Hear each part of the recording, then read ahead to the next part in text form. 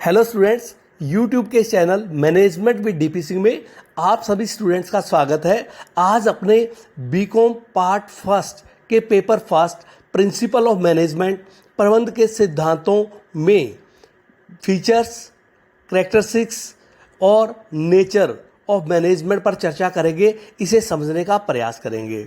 देखिए स्टूडेंट, इससे पहले के वीडियो में मैंने आपको जो वीडियो इंट्रोडक्शन ऑफ मैनेजमेंट था उसमें मीनिंग और डेफिनेशन को बताने का प्रयास किया, उस पर हमने चर्चा की। इसमें दो बातें मैं आपको प्रमुखता से बताना चाहूँगा स्टूडेंट्स। एक तो जो डेफिनेशंस के बारे में मैंने आपको कहा था कि कोई भी डेफिनेशन हम देखते हैं तो उसको याद करने का सबसे एक सरल तरीका है, इजी वे है कि उसको पॉइंट्स अपने माइंड में बना लिए जाएं और उस डेफिनेशन के आगे चाहे अगर आप नोट्स बनाते हैं तो लिख लिया जाए कि ये इसमें 3 पॉइंट है, इस डेफिनेशन में 4 पॉइंट है, 5 बताने हैं, उसको पॉइंट्स रूप में हम याद करें। दूसरी बात जो मैं आपको यहाँ बताना चाहूँगा कि जो अपने मीनिंग डेफिनेशन देखा था जिसमें मैंने आपको एक सामान्य अर्थ, फिर उसमें संकुचित अर्थ और विस्तृत अर्थ बताया था, फिर हमने 3 या 4 डेफिनेशन देखी थी। यदि हम उस सारे अपने जो मैटर हमने देखा था उस मैटर पर यदि अपने नंबरिंग कर दें, जो रिपीट हो रहा है उसको छोड़ दें और उस पर नंबरिंग करते चले जाएं। जैसे हमने सामान्य अर्थ देखा, संकुचित अर्थ देखा, विस्तृत अर्थ देखा, फिर हमने हैने की डेफिनेशन देखी, उसके पश्चात अपने हेनरी फ्योल की डेफिनेशन देखी थी, फिर अपने एफ.डब्ल्यू. टेलर की डेफिनेशन देखी थी, उसके पश्चात अपने लॉरेंस एप्ले की डेफिनेशन देखी, फिर हमने उसको कंक्लूड किया था। यदि इसकी आप नंबरिंग कर देंगे मैटर की तो कम से कम 10 से 11 कैरेक्टरिस्टिक्स आपके पास आ जाएंगे जो मैनेजमेंट के बारे में हमें बताएंगे। तो आइए स्टूडेंट्स, अब अपने फीचर्स, कैरेक्टरिस्टिक्स और नेचर इसको समझने का प्रयास करते हैं, इस पर चर्चा करते हैं। स्टूडेंट, ज़्यादातर बुक्स में तीनों शब्दों को एक साथ प्रयोग किया गया, characteristics of management, features of management और नेचर ऑफ मैनेजमेंट। स्टूडेंट्स को मैनेजमेंट या हमारे अन्य विषय में ये कई बार समस्या रहती है कि वो कई बार ये अपनी परेशानी बताते हैं कि इसमें पॉइंट बार बार रिपीट हो जाते हैं या उन्हें याद करने में परेशानी होती है। लेकिन बेसिक अगर आप समझे बिना किसी कार्य को करोगे तो निश्चित तौर पर उसमें कुछ ना कुछ आपको बाधा, कठिनाई अवश्य आएगी। कारण यह कि हम उस टॉपिक का जो बेसिक्स हैं उसको समझने का या उसकी थीम को समझने का प्रयास नहीं करते। जैसे अब ये 3 शब्द मैंने बताए, कैरेक्टरिस्टिक्स, फीचर्स और नेचर। अब इसमें कहते हैं फीचर्स, इसका अगर वैसे अर्थ देखिए सामान्य तौर पर फीचर्स का क्या है, तो जहाँ तक मनुष्य का सवाल है, व्यक्ति विशेष के संबंध में लें फीचर्स का, तो हम ये कहेंगे कि उसके हाथ कह दें, उसका नाक कह दें, उसका चिन कह दें या उसकी आइज़ कह दें, नोज़, चिन एंड आइज़। तो इसके लिए हम फीचर शब्द का प्रयोग करते हैं। लेकिन यदि किसी विषय वस्तु के बारे में या किसी सब्जेक्ट के बारे में कहेंगे तो वास्तव में वो जो हमें बेसिक्स उसकी बताएगा, उसके लिए हम शब्द का प्रयोग करेंगे। जहाँ तक कैरेक्टरिस्टिक्स है, विशेषताएं हैं, ये हमें उस विषय वस्तु के बारे में जानकारी देती है, विभिन्न प्रकार की हमें उसके कैरेक्टर बताते हुए उसके विषय वस्तु का बोध करवाती हैं। और जो नेचर है, इसमें भी हम कैरेक्टरिस्टिक्स का अध्ययन करते हैं, उसमें रिपीट होगा। हम विशेषता यहाँ पढ़ेंगे और जब नेचर पढ़ेंगे तो नेचर में क्या फ़र्क आता है कि नेचर में क्या, कैसे उसको डिफाइन करते हैं कि जो बेसिक कैरेक्टर हैं, ऐसे आधारभूत विशेषताएं जो बेसिक कैरेक्टर है, जो किसी सब्जेक्ट मैटर के नेचर को या हम ये कह दें स्वभाव को, प्रकृति को, व्यवहार को बताती हैं, उस बेसिक कैरेक्टर को अपने नेचर का पार्ट मानते हैं। और बाकी सभी जो उसकी विशेषताएं होंगी, जो हमें उसके बारे में जानकारी देगी कि ये सब्जेक्ट मैटर क्या है, किस प्रकार से कार्य करता है, इसकी क्या दूसरों से अलग विशेषता है, दूसरों से डिफरेंट कैसे है, वो हमें इसकी जानकारी देगी, विशेषताएं। और जो फीचर्स हैं जो हमें वास्तव में उसकी शेप के बारे में बताएंगी। तो इन बातों को समझते हुए अगर हम आगे बढ़ेंगे, याद करेंगे किसी सब्जेक्ट को, तो हमें उसमें थोड़ा अंतर करना और उसको अच्छी तरह से समझना सरल हो जाएगा। तो आइए स्टूडेंट, इसके कुछ पॉइंट्स के माध्यम से इसको समझने का प्रयास करते हैं। तो सबसे पहला आता है management is a distinct activity. प्रबंध एक विशिष्ट कार्य है या हम ये कहते हैं विशेष कार्य है। देखिए, प्रबंध के बारे में हम जानते हैं कि प्रबंध का प्रयोग हम कई अर्थों में करते हैं, लेकिन इसके लिए हमें निश्चित शिक्षण और प्रशिक्षण की, एजुकेशन और ट्रेनिंग की आवश्यकता होती है। और इसे व्यवहार के विभिन्न एरियाज में हम ये कहते हैं कि वास्तव में ऐसा कोई भी एरिया नहीं है जहाँ प्रबंध का प्रयोग नहीं होता, इसलिए इसको यूनिवर्सल भी कहा जाता है।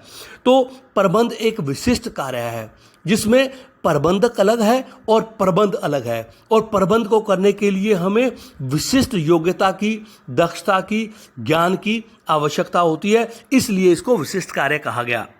दूसरा इसमें आता है ह्यूमन एक्टिविटी। ये एक मानवीय क्रिया है। प्रबंध के बारे में ये कहा जाता है कि जो प्रबंध है, वो जो प्रबंधक होता है वो एक व्यक्ति होता है, वो समाज का भाग होता है, समाज का एक अंग होता है, मनुष्य होता है। तो इसलिए इसको मानवीय क्रिया कहा गया। यह तो कहा जाता है कि प्रबंध व्यक्ति करते हैं और व्यक्तियों का किया जाता है, व्यक्तियों के लिए किया जाता है प्रबंध।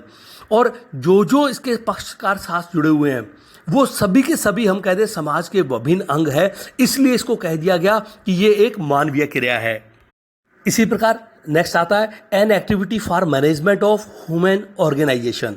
तो ये मानवीय संगठनों का प्रबंध है। हम ये कह दें कि वास्तव में विभिन्न समूहों के रूप में व्यक्ति एकत्रित होते हैं, चाहे वो सप्लायर है, चाहे वो हमारा ऋणदाता है, या वो हमें माल सप्लाई करने वाला है, रॉ मटेरियल सप्लाई करता है, मशीनें सप्लाई करता है, हमारे कर्मचारी हैं, एम्प्लॉयज़ हैं, हमारे शेयर होल्डर हैं, या दूसरे जो भी पक्षकार हैं, वो सारे समूहों के अंतर्गत प्रबंध को काम करना पड़ता है। इसलिए ये कह दिया गया है ये मानवीय संगठनों का प्रबंध है।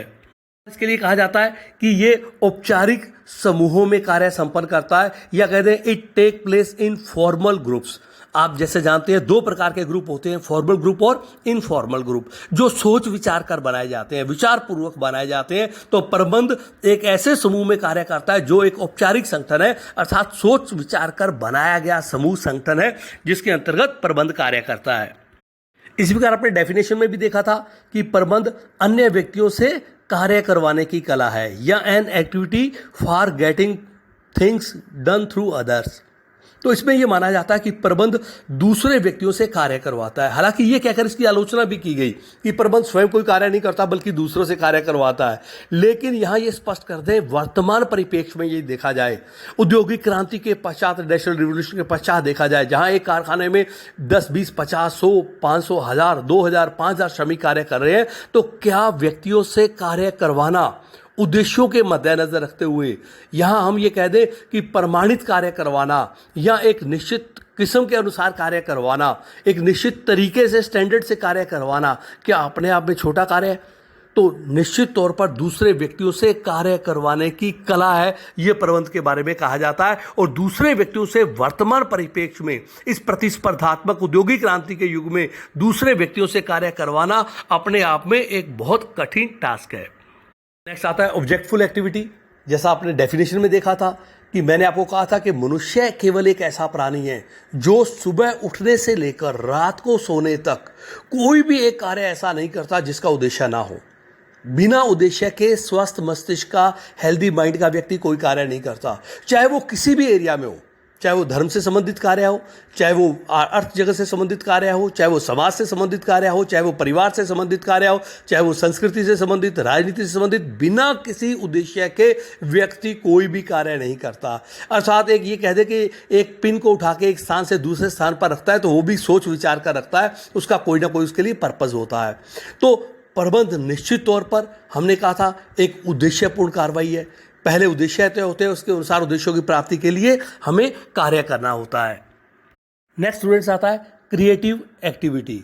ये एक पॉइंट नया है, क्रिएटिव एक्टिविटी, सृजनात्मक कार्य। देखिए मैनेजमेंट के बारे में कहा जाता है कि ये एक सृजनात्मक कार्य है, एक क्रिएटिव एक्टिविटी है। किस प्रकार से है? मैंने इसमें कहा था ये क्रिएटिव एक्टिविटी मनुष्यों पर और भौतिक साधनों के माध्यम से करता है। जो हमारे फिजिकल सोर्स हैं और या हमारा जो व्यक्ति हैं उनका ये क्या करता है, उनकी क्रिएट करता है और उसको उसकी यूटिलिटी में इंक्रीज कर देता है। जैसे फॉर एग्जांपल 4 प्रकार से हम कहते हैं जो मैनेजमेंट है ये एक्टिविटी में सृजनात्मक कार्यों के माध्यम से उपयोगिता में वृद्धि करता है, उसकी यूटिलिटी को बढ़ा देता है। जैसे हम ये कह दें कि जैसे रूप है, अब कोई कच्चा माल आता है और प्रबंध के माध्यम से हम क्या करते हैं, फैक्ट्री में कार्य करते हुए उसको मशीनों के माध्यम से उसके रूप में परिवर्तन कर देते हैं। तो वो पहले हमारे लिए कम उपयोगी होता है, बाद में ज़्यादा उपयोगी हो जाता है, उसका जैसे रूप परिवर्तित हो गया वो हमारे लिए ज़्यादा उपयोगी हो जाएगा। ऐसे ही स्थान आ जाता है, एक स्थान पर बहुत माल पड़ा है, वहाँ उसका यूटिलाइजेशन ज़्यादा नहीं है, प्रयोग नहीं है, लेकिन यदि उसको हम ऐसे स्थान पे ले आते हैं जहाँ उसका प्रयोग होता है बहुत अधिक मात्रा में, तो निश्चित तौर पर उसकी पहले की अपेक्षा उपयोगिता बढ़ जाती है। तो प्रबंध हम कहते हैं उपयोगिता में वृद्धि करता है, अर्थात एक क्रिएटिव एक्टिविटी है जो सृजनात्मक कार्य करता है। इसी प्रकार ये कहा जाता है प्रबंध सार्वभौमिक एक्टिविटी है, सार्वभौमिक क्रिया है, यूनिवर्सल एक्टिविटी है। जैसे मैंने पहले बताया था कि जहाँ कहीं भी हम हैं, wherever we are, management is with us. सोते उठते बैठते जागते हंसते रोते दौड़ते सब जगह हमारे पास प्रबंध है। हम कभी नहीं ये कह सकते कि हम अकेले हैं, आज हमारे पास प्रबंध नहीं है। निश्चित तौर पर डायरेक्ट इनडायरेक्ट मैनेजमेंट हमारे पास होगा। तो कोई भी एरिया आज हम ये कह दें ऐसा नहीं है जो मनुष्य से रिलेटेड हो और जहाँ प्रबंध ना होता हो, क्योंकि मैंने आपको कहा है जहाँ व्यक्ति है वहाँ प्रबंध है। तो जो भी एरियाज है वो सभी व्यक्तियों से संबंधित है, तो निश्चित तौर पर वहाँ प्रबंध होगा, चाहे वो आर्थिक क्षेत्र हो, सांस्कृतिक हो, सामाजिक हो, धार्मिक हो, खेलकूद का हो, किसी भी प्रकार का राजनीतिक हो, किसी भी प्रकार का क्षेत्र हो, सब में प्रबंध की विद्यमानता है। इस प्रकार कहा जाता है कि मैनेजमेंट इज ए प्रोसेस, प्रबंध एक प्रक्रिया है। हम जानते हैं व्हाट इज प्रोसेस, कि ऐसी क्रिया जो अनेक छोटी छोटी क्रियाओं से होकर पूरी होती है, उसको अपने प्रोसेस कहते हैं। जैसे प्रबंध है कि अपने आप में एक कार्य में पूरा हो जाता है, नहीं, ये planning, organization, control, coordination, direction, हमें मोटिवेशन, इनके माध्यम से गुजरकर ये प्रबंध का कार्य पूर्ण होता है। तो इसलिए कहा गया प्रबंध एक प्रोसेस है, प्रबंध एक प्रक्रिया है, ये अनेक छोटी क्रियाओं से होकर पूरी होती है। इसके साथ साथ कई चीज़ें जुड़ जाती हैं। इसको कहते हैं ये एक समन्वित व एक निरंतर चलने वाली प्रक्रिया है, एक कंटिन्यूशन प्रोसेस है, एक ये कोऑर्डिनेटिव प्रोसेस है। इसी प्रकार कह देते हैं सोशल प्रोसेस है, समाज में रहकर किया जाता है। कोई व्यक्ति जंगल में जाके अकेला प्रबंध नहीं करता, अर्थात व्यक्तियों के बीच में, व्यक्तियों के लिए, व्यक्तियों द्वारा किए जाने वाली क्रिया है, इसलिए इसको कह दिया। इसके साथ साथ कह दिया डायनेमिक प्रोसेस है, अर्थात परिवर्तनशील है, गतिशील है, समय के अनुसार इसके साथ साथ ये बदलता रहता है, परिवर्तित होता रहता है, इसलिए अपने इसको गतिशील प्रक्रिया भी कहते हैं, यूनिवर्सल एक्टिविटी भी कहते हैं। तो ये आ जाता है मैनेजमेंट इज ए प्रोसेस।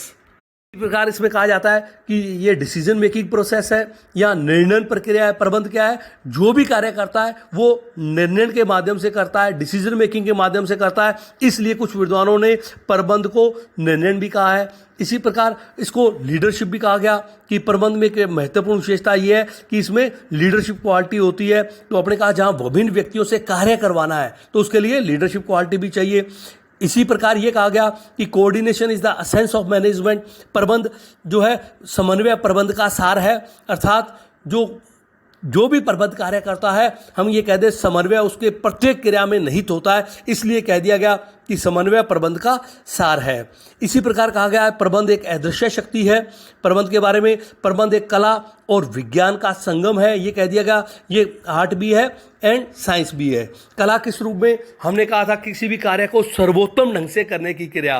तो हमें टेलर ने भी कहा था कि बेस्ट एंड चीपेस्ट वे। तो बेस्ट वे कैसे होगा, जब आपको कला होगी, आप में आर्ट होगी, तभी आप किसी कार्य को सर्वोत्तम तरीके से कर सकते हैं।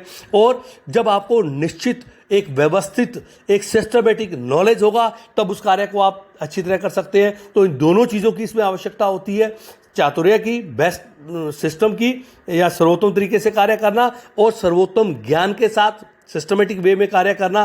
तो ये निश्चित तौर पर प्रबंध, कला और विज्ञान है। तो स्टूडेंट्स, ये थे characteristics of management. Thank you.